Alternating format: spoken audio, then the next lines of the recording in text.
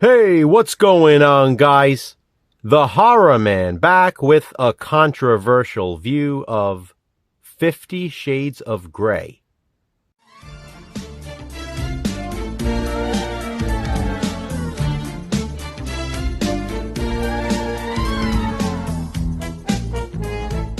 It's Valentine's Day week, so Jason and I thought 50 Shades of Grey would be an appropriate pick for controversial view. It's also a fitting precursor to the Video Nasty we'll be discussing tomorrow during the Video Nasties challenge. When you see what it is, you'll understand. This is the 2015 movie adaptation of the E.L. James novel of the same name. 50 Shades of Grey could have also been a positive spin. Despite how popular it is, or at least was when it was first released, it currently has an IMDb score of 4.2 out of 10. That actually makes it the lowest rated in the trilogy, with both of its sequels having higher scores. But, as you know, controversial view is a positive spin-off. So, here we are. And before I get into the controversies, I just want to say, this movie really isn't that bad. If I were to give it a positive spin, it would be easy. There is plenty to enjoy. I personally think it's much better than a 4.2. That's just my opinion. However, this is not a review. It's a C-view. A controversial view. By the way, this here is my limited edition steelbook, containing both the Blu-ray and the DVD, and it includes the unrated cut as well as the theatrical version. Jason and I watched the unrated version in preparation for these videos. There are an additional 3+ minutes of footage, consisting of extended sex scenes and extra nudity. And man, oh man, there is a lot of nudity in this. After all, it's 50 Shades of Grey. In fact, that's one of the controversies. Due to its prolonged sex scenes and explicit nudity, 50 Shades of Grey is banned in various countries, including Kenya. Anyone who distributes or even shows the movie there is liable to prosecution.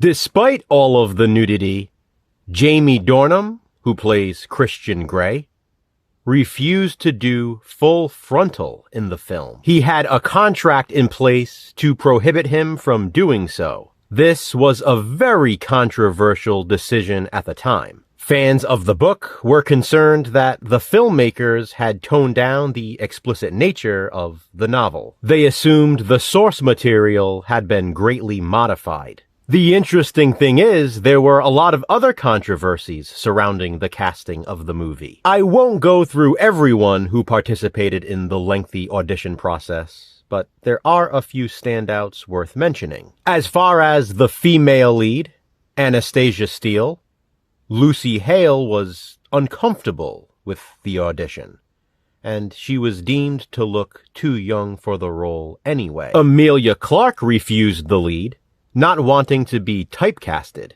since she had already done a ton of nudity in Game of Thrones, and other things since. Even Hermione herself, Emma Watson, was tied to the role at one point. As for Christian Grey, Charlie Hunnam originally accepted the job. He later had to back out, though, due to his busy work schedule. He had just wrapped on 7 seasons of Sons of Anarchy and was about to film Crimson Peak. 50 Shades of Grey would have been filmed in between the two.